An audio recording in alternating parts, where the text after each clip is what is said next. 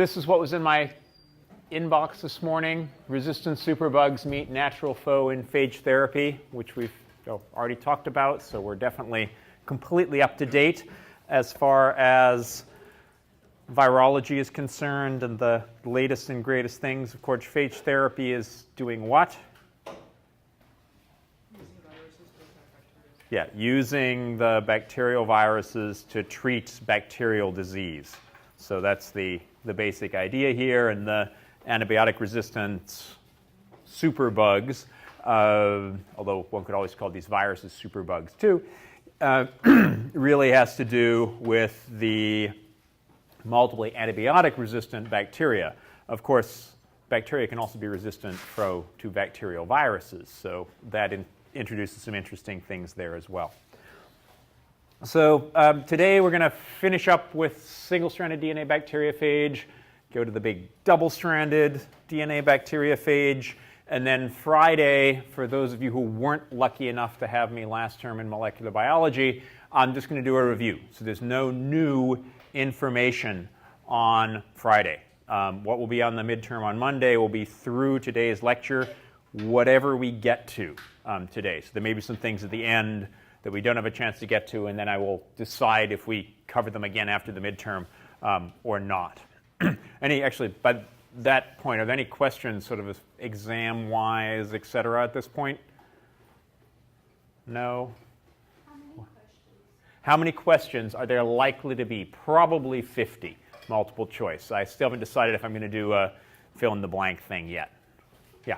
If you're doing the fill-in-the-blank, can you possibly throw up some examples so we can get by? I could try. My bandwidth is somewhat limited this term, as some of you may know. So we shall see. I don't know. Okay, more questions about that. So today we're really going to finish up with, again, the single-stranded DNA bacteriophage, our friend Phages S17 here. Again, the original discovery in the best places to find these kinds of viruses. What's being used as a tool, again, mostly just for finding DNA. Replication, which is this funny combination between double-stranded DNA versus single-stranded DNA. And then today we're really going to talk about the assembly and diversity processes. So again, last time we talked about this. Entry here, how do Phages S17 get inside the cell? This really amazing conformational change that happens with the H protein. So it binds on the outside to LPS. You have this big conformational change of the H protein, which makes a pore through the membrane. The replicative form is what? Specific kind? No, we haven't studied Phages S17. We're not ready for the exam yet. It's not till Monday.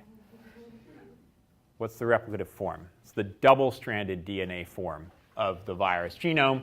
And then rolling circle happens because you have a circular template, and the polymerase just goes around and around and around and around and generates multiple copies of the genome. And then today we'll talk mostly about assembly, and the big deal here really has to do with scaffolding.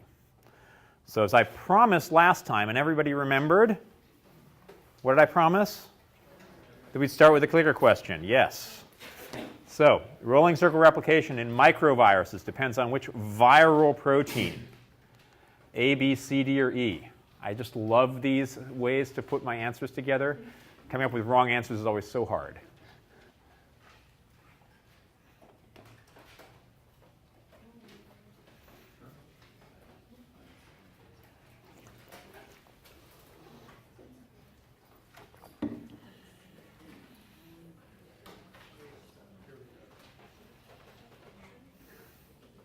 Again, feel free to discuss with your neighbors. Are these viral protein letters same across multiple viruses? Are they categorized by functions of conformation or amino acid sequences? So for microviruses, they're always going to have these.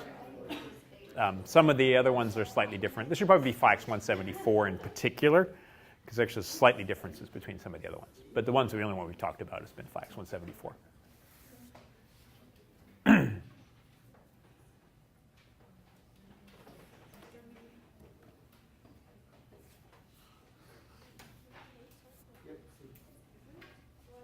5, 4. Vote early, vote often. For those of you who are not clear on the clicker things, it only counts your last vote. So if you're worried about making sure your vote gets in, make sure you press something.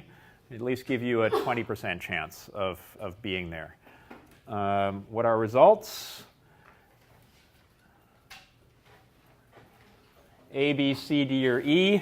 A and C seem to be our major options here. It is the A protein, which is the protein which cuts the double-stranded replicative form of the DNA. And what does it do in that process? It's the really important thing for replication. If you cut DNA, what does that generate? A 3'OH. And that 3'OH can then serve as the primer for the cellular polymerase. What other activity does the A protein have to have? Helicase activity to peel off the opposite strand as it's going around the genome. So the A protein has both of those two activities. So A is the correct answer here. So what about B, C, D, and actually we're not going to talk about E, but B, C, and D. B and D are the scaffolding proteins, which are really important as far as how Phax-174 comes together. It's really quite odd that a virion has both an internal and an external scaffold. Usually, if you look at most of the viruses that use scaffolding proteins, it's going to be an internal scaffold, and things are sort of built around the outside of it. Phax-174, again, is unusual. It's got an internal and an external scaffold. Both B and D are in that part of the genome that overlaps. So, not surprisingly, you can have quite a few mutations that happen in these genes, and they're still very functional, particularly the B, and actually this should be B and D. I guess it didn't get properly edited here. Both the B and D proteins have very flexible sequences and structure. These things can be highly varied, and probably these scaffolding proteins are really helping the virus, or the virion, to form appropriately. And certainly in some cases the B protein is actually not required at all to get a functional virion. It just speeds up the whole process. The D protein, and we'll look at this again right at the end when we're talking about Phax-174 today, is particularly interesting because in the structure, and this is the so-called procapsid structure here, the D protein is the green one here. It has 4 very different conformations. So not unlike the case that we saw with the SV40, the papovaviruses, excuse me, which are non-quasi-equivalent. Quasi-equivalence, hopefully, is something that everyone's clear on. Yes? No? Will be by Monday? So you've got multiple different conformations of one single protein. So the whole one protein sequence, one structure, it's not the case. And certainly also true for the D protein here. But let's talk about how the assembly process takes place. And most of this is work that's been done by Ben Fain and his coworkers. And I showed you Ben's picture last time. So we're really concentrating here now on these scaffolding proteins. The B protein, again, is the internal scaffolding protein, basically sits down underneath the 5-fold axis of symmetry and allows the other proteins to form around it. So here, F protein, which is the major capsid protein on the outside, forms pentamers. Pentamers, that's how you fit together these kinds of structures. And then the G protein, which sits on top of that. That's the spike. That's what's interacting with the LPS in terms of getting the virion attached to the appropriate cell. These guys form these really literally pentameric subunits, 2 proteins stacked on top of each other. And then it's really the D protein that allows all of these pentamers to come together to make the structure. Now, this is not the final structure. the final structure doesn't have it in the scaffolding protein. So one of the definitions of a scaffolding protein is that it's not present in your final virion structure. But there are very often in these assemblies intermediates. And the intermediate here is with the F protein, the B protein on the inside, the H protein, and the G protein sitting all together with the D protein. And we'll see this actually turns out to be really important for getting the DNA into this structure. And then when you lose those scaffolding proteins, then and only then do you get an infectious particle. And so this idea of the procapsid, so it's a structure before you have the final capsid, is a very common kind of occurrence, not just for Phi-X174, but for a lot of different ones. So now we have our procapsid structure. One of the big differences between the procapsid and the final capsid, or the final virion, is that this procapsid structure is slightly bigger, you'll notice, than this one here, and has some holes in that procapsid structure. Why do you need holes? Because you'll probably notice everything up to here, there have been no nucleic acid involved here at all. So the capsid, I should say the procapsid, has formed here in the absence of any kind of DNA. So you've got to get DNA into this structure. And it turns out the way that that happens is the presence of the C protein. The C protein binds to that single-stranded DNA, which is being made through rolling circle replication, and brings that DNA into the procapsid, which still has some holes in it because it's bigger. And then once that's complete, basically the B protein, remember, which is on the inside, gets pushed out by the DNA coming in. And then the D protein is removed, and you end up with this final virion structure. Let's focus in on this a little bit more. Here's the procapsid structure, as I mentioned, considerably larger than the final capsid structure. And here are those holes in the procapsid structure where the DNA can get put in after the D protein is removed, the B protein from the inside. These holes close up. And once it's closed up, then this DNA can't get back out until you have association of the G protein with LPS, the change in conformation of the H protein, which then allows the release of the genome by making this hole in the membrane. So that's getting inside the cell. How do these virions, once they've been made, get out? There's a lysis protein, which is similar in terms of its function to what we talked about with the single-stranded RNA phage. Instead of here making a hole in the membrane, which is what happened with the lysis protein with the single-stranded RNA phage, this E protein basically seems to function a lot like the penicillin antibiotic. So what does penicillin do? So breaks what? Right, it helps, and actually really what it does is it inhibits the cross-linking of the peptidoglycan. And what that means is this only is going to be functional while the cell is growing, because they're only blocking the new cross-links in the peptidoglycan. So this process of blocking peptidoglycan cross-linkage as the cell grows, and this is E. coli, if it doesn't have those cross-linking in the peptidoglycan, eventually the cell is going to fall apart. But this is also a nice timing mechanism, because the cells have to grow in order to pull themselves apart because they don't have the peptidoglycan cross-linkage. So just like we talked about in terms of the MS2, it's a timing mechanism to make sure you have enough time to make all of your infectious virion particles before you end up having cell lysis. So the last thing I wanted to talk about, and this is not in the textbook because we just published it last year, having to do with the diversity of microviruses and also this really amazing external scaffolding protein having multiple different structures. So in the text, they do mention that there's a lot of variability in these different microvirus structures.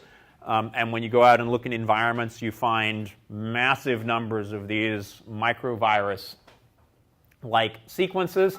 A number of them we talked about before. Chlamydia, so it's this intracellular bacteria parasite, now has a virus which is infecting that, so the parasite of the parasite. But the other thing you see is if you just go and look at sequences that people have found in various different environments, you have a huge number of these microvirus-like sequences which are there. And the ones that we're particularly interested in are these two up here from Boiling Springs Lake in Lassen Volcanic National Park. This is a high-temperature, low-pH ecosystem, great for archaeoviruses, but it turns out also for these microviruses. And one of the things which is really interesting about that environment, again, is it's high temperature, low pH.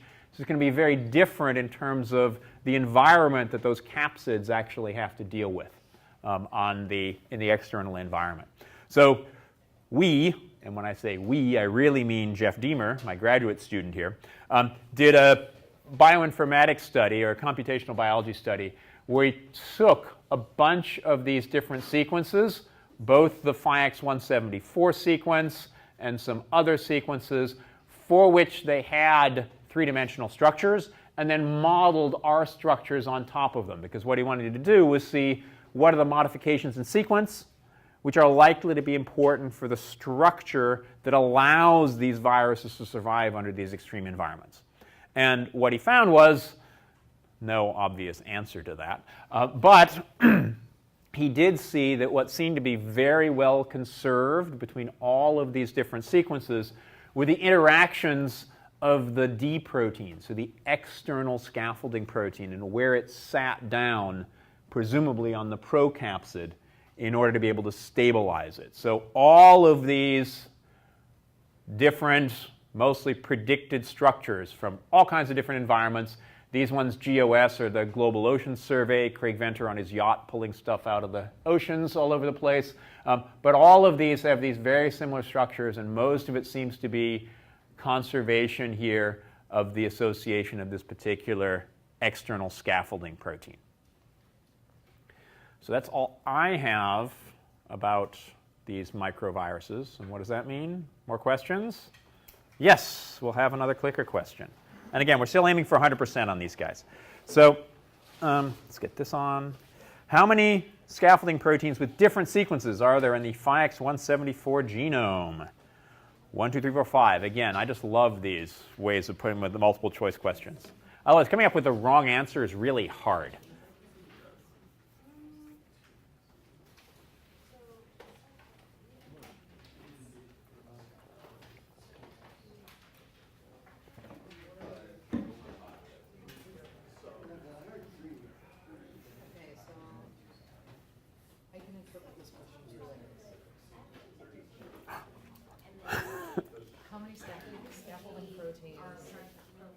Have different sequences within their proteins versus how many different scaffolding proteins are available in the genome there. It's the first few minutes. It's the D having the 4 different conformations. Right, but the conformations aren't I think we're talking about peptide sequences. So like, amino acid sequence. So there's 2 distinct. Right, amino acid sequence, yes, is another way to write that. So Yeah, there are 2 distinct. 5. I didn't want to I was weigh apparently in. overthinking it.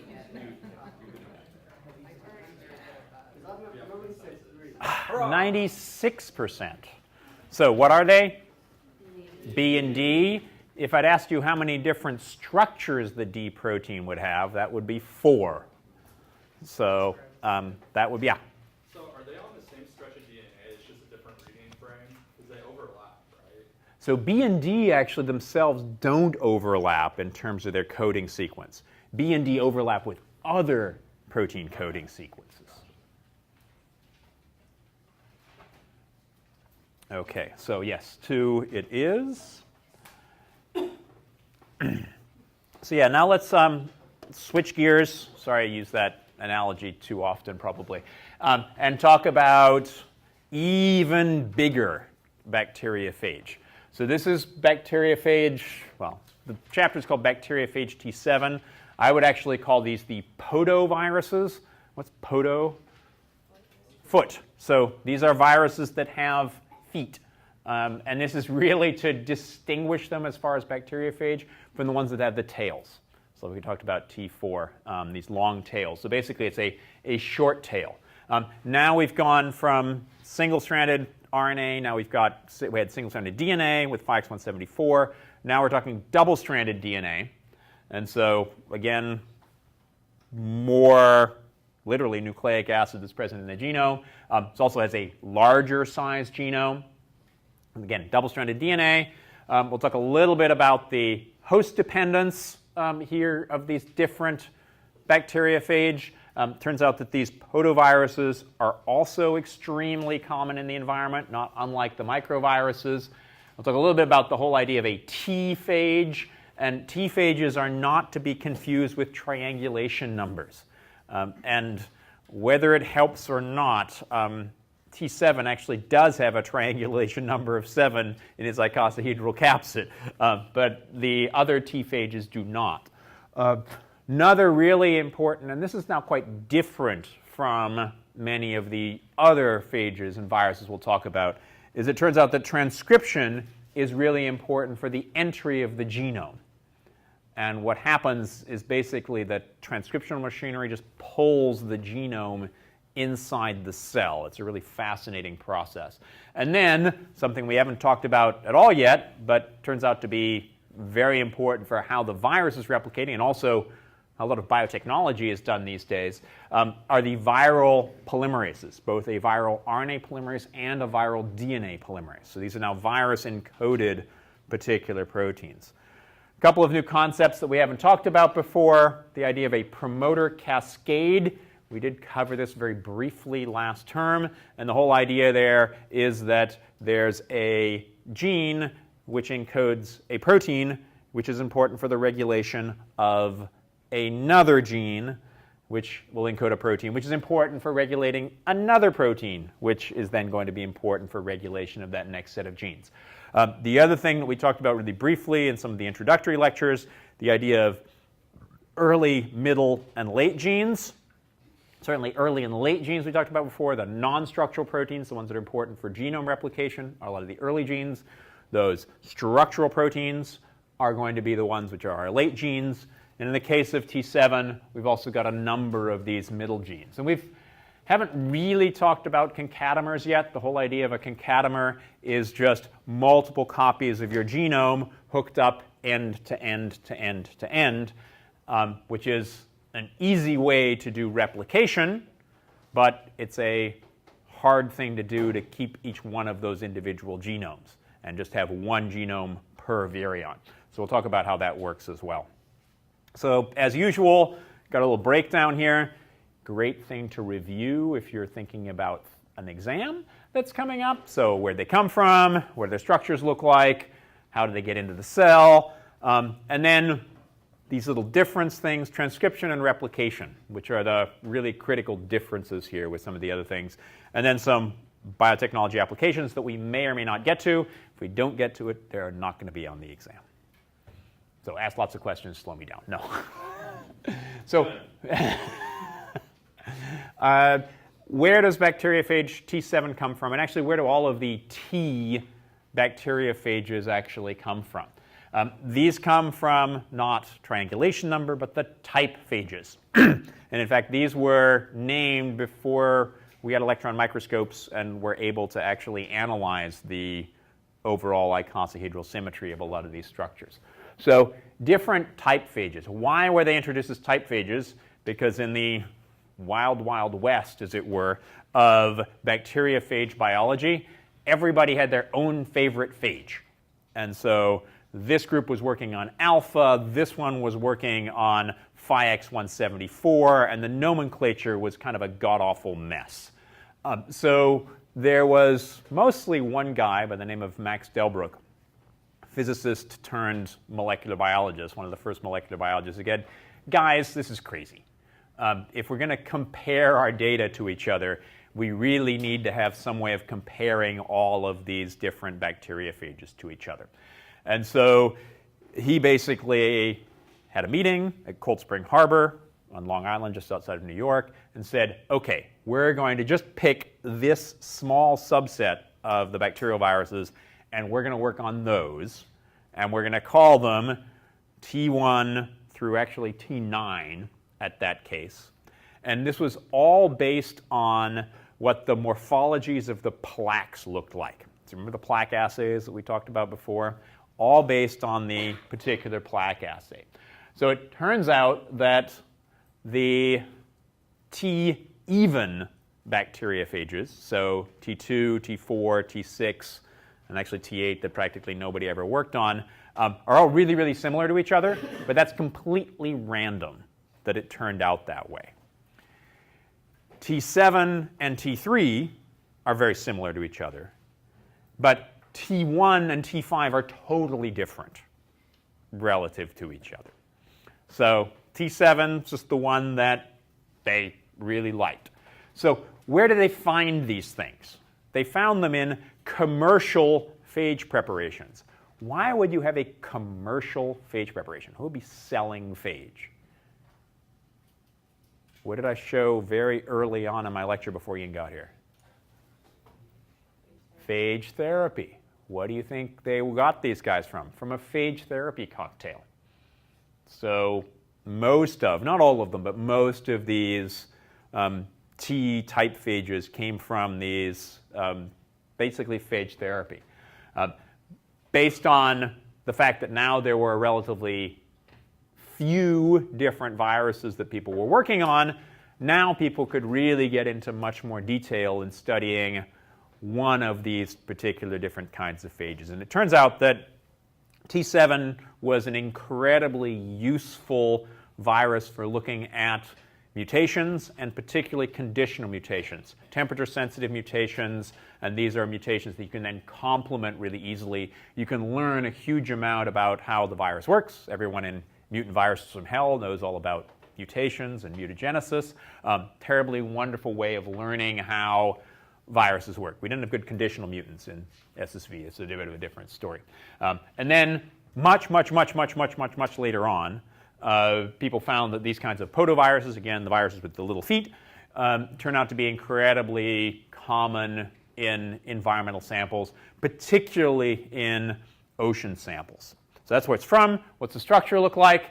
It is a T equals 7 icosahedrally symmetric structure. So let's take a quick look at that. We've got a 5-fold axis of symmetry up here at the top. We also have a 5-fold axis of symmetry right here. So to get from one to the other, we'll change colors now.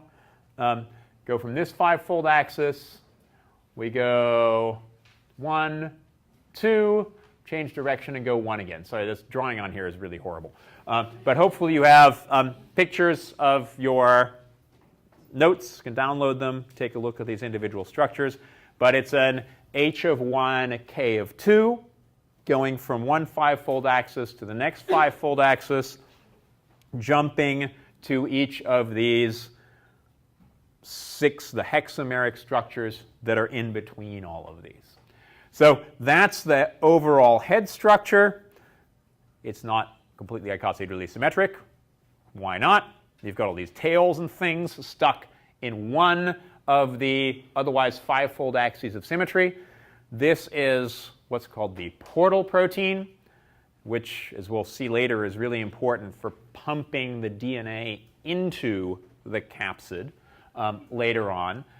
Interesting that this is a 12 subunit protein, and so it's a 5-fold axis of symmetry. So somehow there's going to be a mismatch in symmetry between a 5-fold axis and 12, which of course is also 6 or 3, but certainly not 5.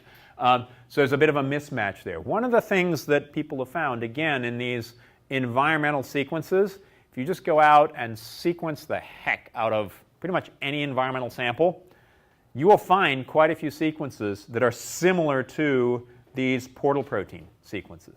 It's one of the most conserved bacteriophage genes, probably because they're double-stranded DNA. They've got to pack them inside a capsid. There are also 6 tail fiber proteins. Oh, and by the way, all these GPs, GP8, GP17, GP14, GP15, GP16, I can't remember all of them. And if I can't remember them, I can't really expect you to remember them, right? Yes? Good. This is how it's put together. Portal protein, then we've got tail proteins. Again, these 2 different proteins here. There are 6 of them. Very common that you've got this 6-fold symmetry of the tail and tail fiber proteins. So those of you remember the T4 video also, 6 tail fiber proteins, SSV, 6 tail fiber proteins. Very, very common that you've got these 6 tail fiber proteins coming off, even though it's coming from the 5-fold axis of symmetry. What's inside here? There's a core, and we'll see this a little bit more later on. There's actually some proteins that are kind of stuck in the middle of the virion right here, in addition to the DNA. The DNA here is 40,000 base pairs of linear double-stranded DNA, and 40,000 base pairs inside a structure like this, that's packing it really, really tight. And again, if we have a chance at the end, we'll look at some of the structures where you can literally see the DNA inside these capsids, which are there. Unique ends, we'll get back to why unique ends are important later on. That particular DNA, if you just stretch it out, is about 12 microns in length. Again, shows that DNA is a really inefficient way of packaging your genetic material. And these virions themselves are, I forget exactly the number here, but they're about 80 or 90 nanometers across. So 12 microns into an 80 to 90 nanometer size piece, they've got to be really, really, really tightly packed in there. Another reason that people were really excited about working with this particular virus was the DNA, once you got it out, was actually really easy to separate the 2 strands and have them come back together, which is then very different than not the Phi-X174, but the MS2. You remember those RNA genomes? Those 2 strands never actually base paired with each other. And here, it's easy also to get your single-stranded DNA, but just by denaturing them. That was difficult with the replicative form of Phi-X174 because, of course, it's circular, and so these things are attached to each other. So what's the genome look like? Double-stranded, linear, these ridiculous numbers across the top here. Started out, it was supposed to be gene 1, gene 2, gene 3, gene 4. This is all from the genetics. When you did various different mutations, you tried to complement those mutations. Classic bacterial genetics process. Turns out that there are actually more like 59 proteins, not just the 19, which they had here. And to name all of these different genes, they just came up with these decimal points in between them. So you have gene 0.3 or 0.7 or 1 and 1.3. And this all has to do with the recombination frequency that you had between different mutants. So again, classic genetic approach for looking at these various different genes. They are all made from various different promoters, and not surprisingly, all of the early genes, again, it's what you expect when you first have infection. These are the first genes which get expressed. All of these are expressed on very similar transcripts. Second set of genes are interestingly made from a bunch of different promoters. These would be our middle genes. Turns out these are all the ones that are most important for your metabolism of DNA. When I say metabolism of DNA, that means basically making more of the genome. And then, not surprisingly, our late genes, also known as the class 3 genes, which are important for making the structure. And this is where we have all of those various genes that we had back here. 12, 17, 14, 15, 16, 10, etc. That's starting over here. Here's 10. care of all of those other structural proteins. You'll notice these are also the ones that have the most of these transcripts. All of these, guess what color are they? Grayish blue. Here are your transcripts. So we'll look at these again in a little bit more detail. But first, let's go through that infection process. How does T7 interact with the cell? Interacts with the lipopolysaccharide. That should sound really familiar because it's what other virus interacts with? Phax174. MS2 interacts with what? MS2 interacts with? But Dr. Stedman, I haven't really studied that yet. The maturation protein of MS2 interacts with the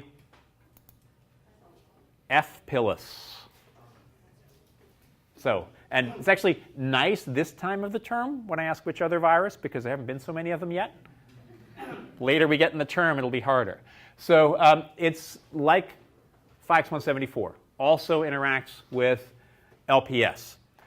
Once it interacts with LPS, and as we'll see in just a second when we look at this amazing animation, it actually looks as if those tail proteins, again, not terribly surprising, interact with the LPS, but they seem to basically walk across the membrane of E. coli in kind of a random walk mechanism. And this is some more recent data than we have in the textbook.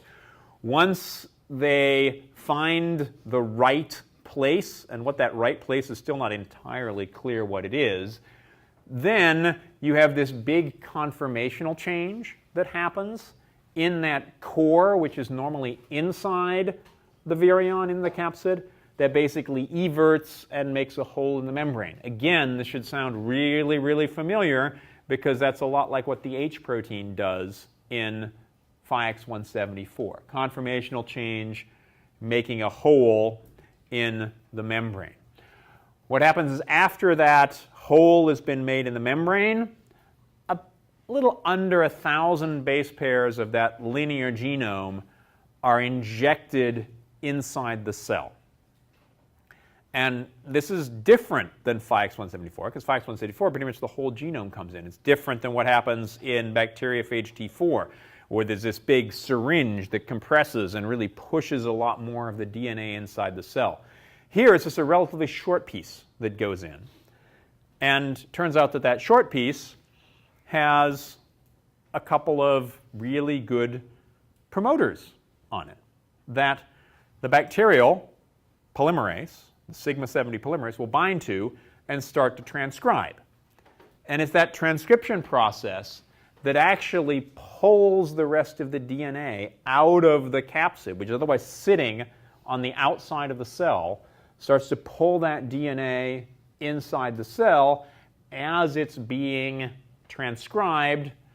Since we're talking about bacteria, transcription and translation are coupled, and so it's being transcribed and being translated. One of the first proteins to get translated is the viral DNA-dependent RNA polymerase. And that then starts to transcribe the rest of the genome and pull it inside the cell. Let's go back and look a little bit more about this whole core process and how it's interacting with the cell. So this is and some experiments done a few years ago now, looking at virions associated with the cell. Basically, the data are what we have up here. Individual virions with tail proteins, some associated with the virion, some associated with the cell surface, and a whole bunch of different ones going across the cell. This is the cartoon for how they interpret what's actually happening here. Apparently, you have these individual tail fibers interacting with some of the molecules of LPS, and the virion seems to wander through this kind of random walk process until it finds the right place, which again, we're not entirely sure what that is, and then makes this tube releasing, again, about 850 base pairs of DNA. So there's a nice animation that was done of this, sort of, again, interpreting all of those electron micrographs to get an idea what's going on here. So this is that structure. Here's that internal core. This is, in fact, a mutant form of the virus that doesn't have any tail fiber proteins. And by doing comparisons to one that does and doesn't have tail fiber proteins, you can identify quite nicely where these tail fibers are on the individual virus particles. So this is what the virion looks like in the absence of a cell. In the presence of a cell, you see these individual tail fiber proteins that seem to come down and interact with LPS on the cell surface. And so now, this is the much more speculative part. You have a virion interacts with some poor unsuspecting green E. coli here down at the bottom and interacts with the LPS at some point. This is not quite the right place, so we bounce. We find another LPS to find. Still not quite the right place. Find another one, and now we're in the right place. All 6 of them associate, and then we release the core structure in here, and it goes through the outer membrane, this peptidoglycan, through into the inner membrane, and that's that core right here. And again, a conformational change which makes a tube through here, and then our DNA, again, about 850 base pairs, is ejected on the inside of the cell. So now we can switch back and look at this in a cartoon form.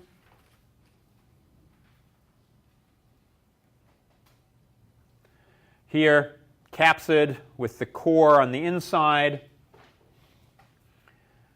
Conformational change, the core pokes itself through the membrane, about 850 base pairs here, which is released.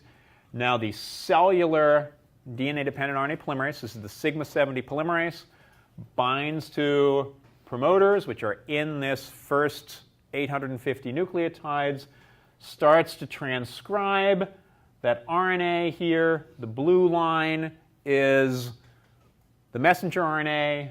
That then gets translated by the ribosomes. This then makes proteins, and these are all the parts which are at the very beginning of the genome in that map on the far left-hand side, basically gene 1 and then 0.3 and 0.7, which come in there. So what are these class 1 genes? Oh, do you have a question? Sorry. It's double-stranded DNA that comes in. Did I say single-stranded? No. Okay. But how is it being translated? So the double-stranded DNA, sorry, I didn't explain it. So the double-stranded DNA is bound by the cellular transcriptional machinery, which is what normally transcribes double-stranded DNA anyway. And so it starts to make RNA, which is this blue line, and that then gets translated. So it's the cellular DNA-dependent RNA polymerase. Right, so it's the bacterial DNA-dependent RNA polymerase that binds to that double-stranded DNA. And regular promoters, these are great consensus promoters. We talked about good promoters versus bad promoters last time.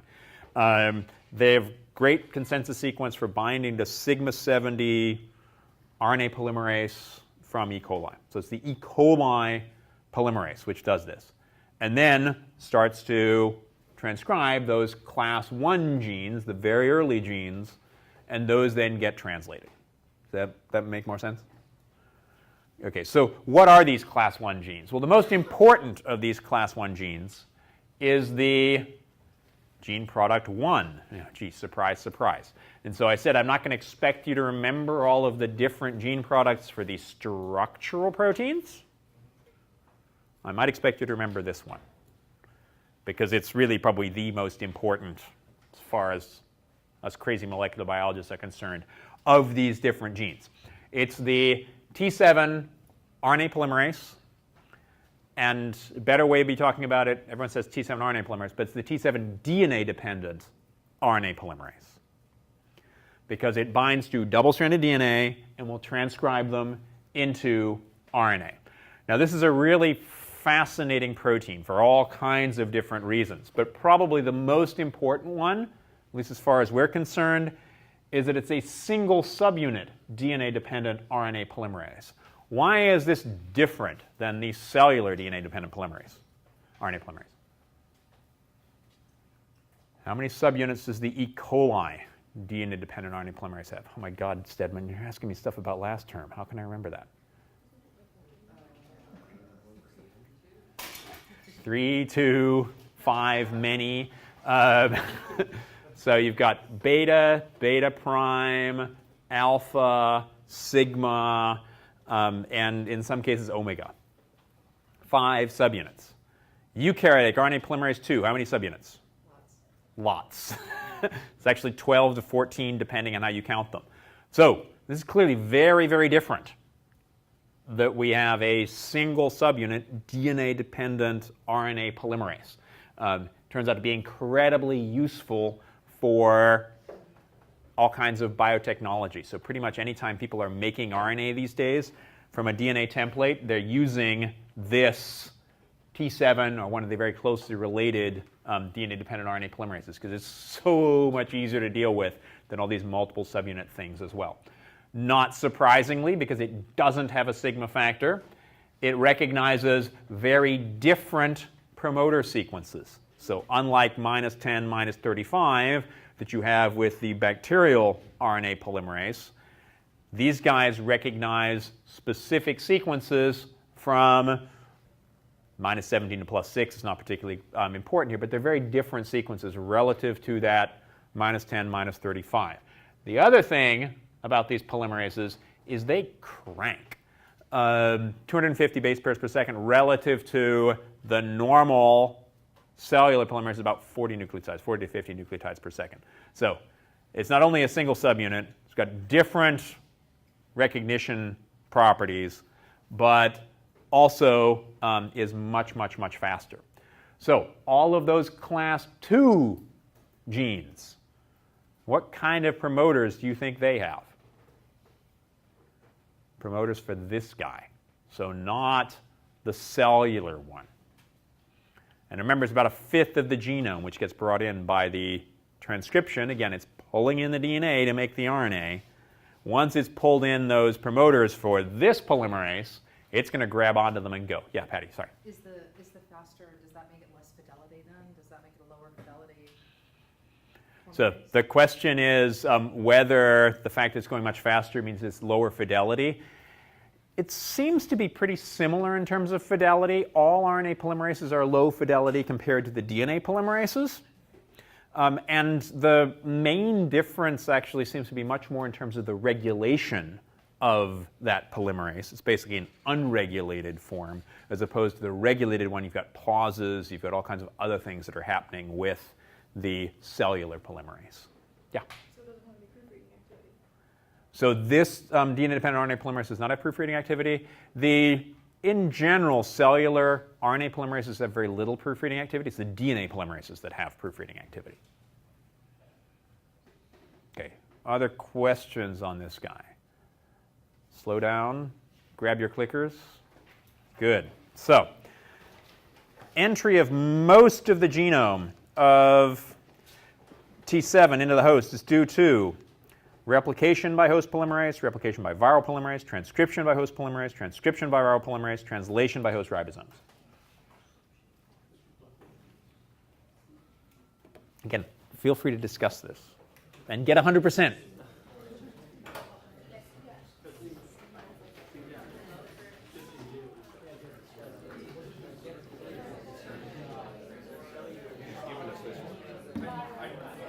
I hope so.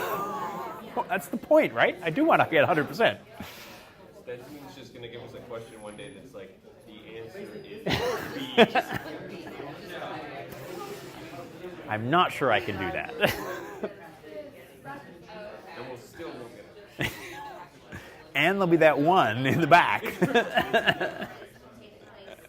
Just trying to mess up my statistics.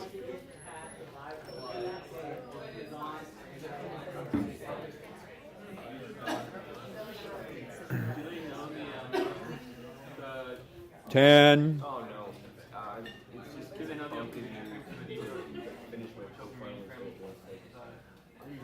translate? We'll talk about that in just a second.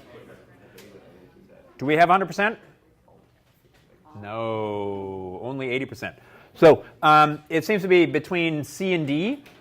So most of the genome, how much of the genome comes in when the host polymerase is transcribing it? Well, 850 comes in directly once you have the injection. That gets transcribed and translated until what happens? Until the viral polymerase gets made. That's about 1/5 of the genome. So what about the other 4/5? It's the viral polymerase which is transcribing, not the host polymerase. So only 20% are getting this, even though Ian thought everyone would be getting this one right. So, and I won't ask what he actually selected here. So. Okay, so what are the other genes that are being made here? And again, the really important one, as far as we're concerned in terms of remembering the numbers and the names, will be this guy right here, 1.0 T7 specific RNA polymerase. Those of you who remember the map that we talked about before, there are a couple of other ones in there, 0.3 and 0.7. What is another thing you need to do very early after you have infection, and probably a reason why it's only 850 nucleotides that come inside the cell? There are two main kinds of bacterial defense mechanisms against virus infection. There's CRISPRs and restriction endonucleases. What do restriction endonucleases do? They chop up your DNA at specific sequences, probably mostly to protect against exactly what's happening here is a virus infection that's coming inside the cell. So it turns out that the very first gene to be transcribed and made into a protein is actually a protein which inhibits restriction endonucleases. So very first thing, you want to shut down host defenses. Turns out we'll see this again and again when we talk about other viruses as well. Shutting down host defenses is a really important thing to do very early on in infection. Otherwise, the host is going to defend itself against the virus. The virus is not going to be able to replicate. Another protein, also made early on, is an inhibitor of the E. coli RNA polymerase, because the only promoters which the E. coli polymerase recognizes are those that in those very early genes, in that first 850 nucleotides that come in. All of the other promoters are promoters for the viral polymerase, because again, it's got very different sequences there. So as far as the virus is concerned, why waste all of that energy in the ribonucleotide triphosphates making all those silly E. coli genes when you really need to make all of your viral protein genes? So inhibiting the host polymerase and inhibiting the host defense mechanisms are really sort of classic kinds of things to do, as long as you have your own RNA polymerase. If you didn't have your own RNA polymerase, inhibiting the host polymerase would be a really bad idea. So those are the early, or sometimes all people call these immediate early genes. This is literally within a couple of minutes of the infection when it takes place. The middle genes, also known as the early genes in most cases, these are the ones that are important for DNA metabolism. So what do we mean by DNA metabolism? Well, it's got to make more of its own genome. So how does it do that? Two possibilities. You've got a cellular DNA polymerase, or you have your own DNA polymerase. So DNA polymerase here. Turns out this particular virus encodes almost everything that it needs in order to replicate. It's not just DNA polymerase. It's got a primase. It's got a DNA ligase, et cetera, single-stranded DNA binding protein. Basically, everything you need for replication is encoded in these middle genes, as people talk about it when they talk about T7. We'll usually talk about these as early genes. Interestingly, there's also an endonuclease, which the virus brings in. Why would a virus want to have its own endonuclease?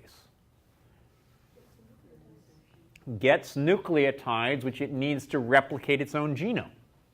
So it turns out that lots of bacteriophage have these endonucleases.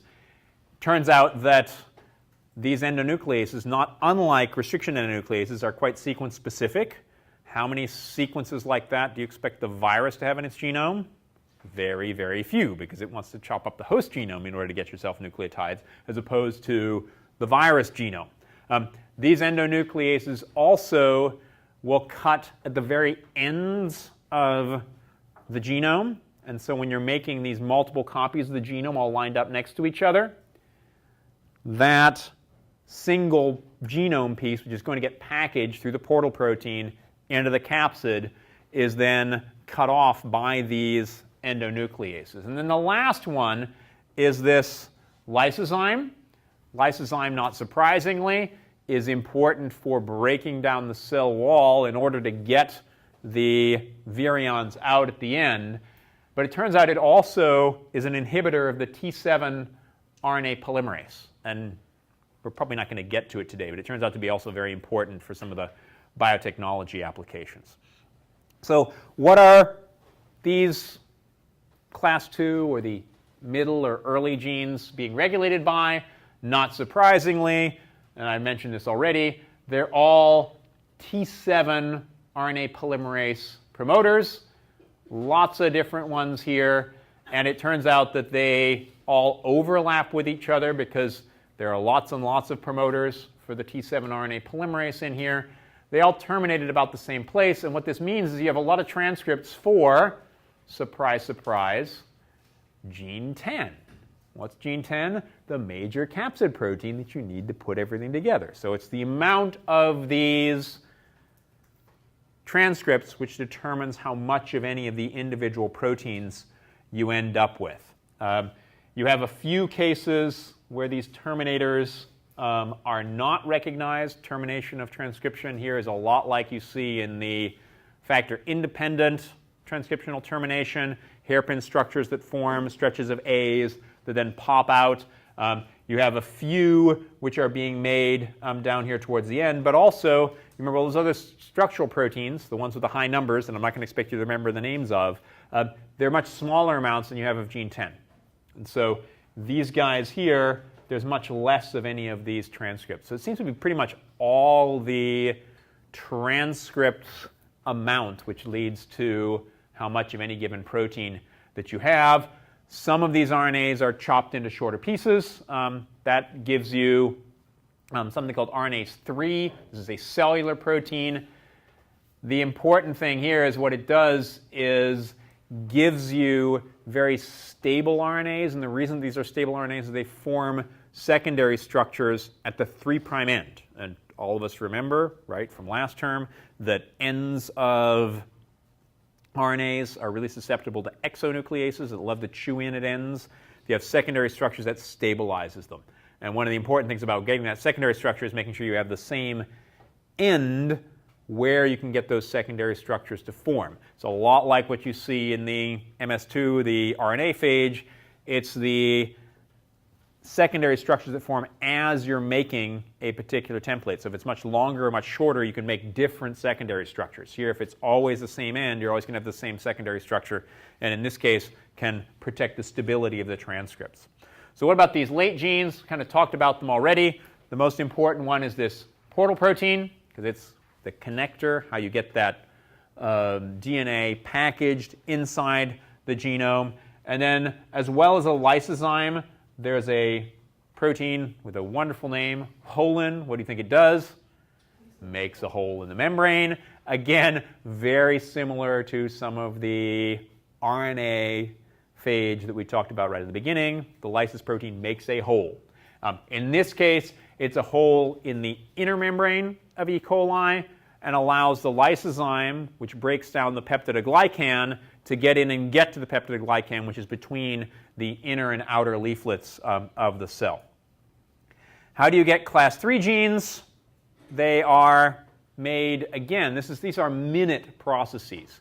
So remember, 6 to 8 for your early ones, a few minutes later for the middle ones. So literally, this whole transcription process takes them less than half an hour after you have the infection to get transcription of all of these genes. The last one, and again, we talked about the T7 lysozyme, as well as being important for breaking down the peptidoglycan. It also inhibits the RNA polymerase, and probably the reason that you're inhibiting the RNA polymerase, you don't want this RNA polymerase cruising around your genome, making lots and lots of RNA if you have to make more copies of your genome in order to be able to replicate. So where does that genome process take place? As I mentioned before, it seems to have encoded almost all of the proteins that you need to do DNA replication are encoded for in the virus genome, with one big exception, and that's there's no obvious DNA primase. So how do you prime your replication? What does normal replication gets primed by? The DNA primase, which is what?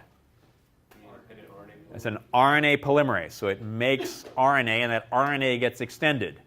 We've got this gangbuster DNA-dependent RNA polymerase that's gene 1, right? So turns out that T7 actually uses that polymerase to make the primer for replication. Once you have the primer that takes place here for the original primer, now you have the T7 DNA polymerase. You have a T7 helicase, just like all of the cellular helicases, wraps around the DNA, pulls the two strands apart, ATP dependent, burns huge amounts of ATP. And then this replication process goes to the end of the genome, starts again, the next end of the genome, and ends up making many, many, many copies of this all end-to-end. The viral endonuclease will chop those and give you individual pieces. Yeah? So, sorry if I'm not following perfectly, but the reason you're emphasizing this is the difference between eukaryotic DNA replication is we have a DNA primase, and these ones reuse the same one that they use for their transcription, the RNA polymerase. So here, and it's not just the eukaryotic system. So yeah, the question. So bacteria as well also have their own DNA primase. So there are separate DNA primases which are important for DNA replication. Starting at the origin of replication, you've got interaction of DNA A, all these other proteins, the ORC proteins, and then you have DNA primase that's going to make your primer.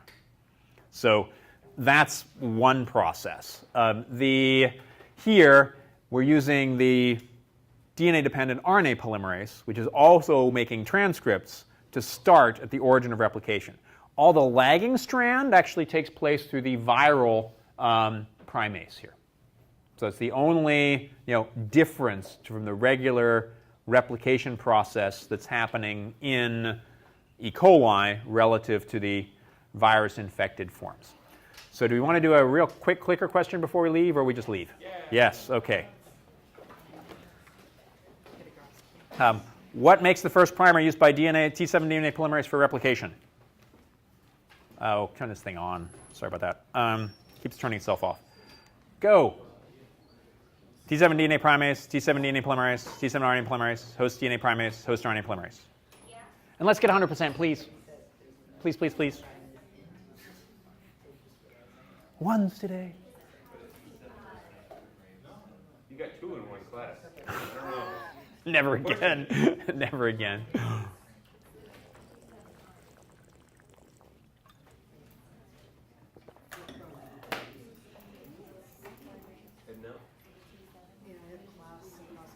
Yep. So vote and leave. You don't have to be here while it's done. So everyone can disappear. You want to know the answer? Oh, you got to wait 33 seconds for that. You can text me if I was right. You were right. Am I ever wrong, Patty? Except, 50% of the time. Can I ask you a quick question? Sure. I've never used the clicker registration before. Is there a way to verify that you So do you see scores on D2L? Oh, I will? Yeah, Oh, okay. so should be on D2L. There should be some clicker points on D2L. And If I there don't see any aren't, scores, then I've done send me something your wrong. clicker Okay. number. Yeah, no, you're right. 100%! Yay! Woo! And it is correct. Yes.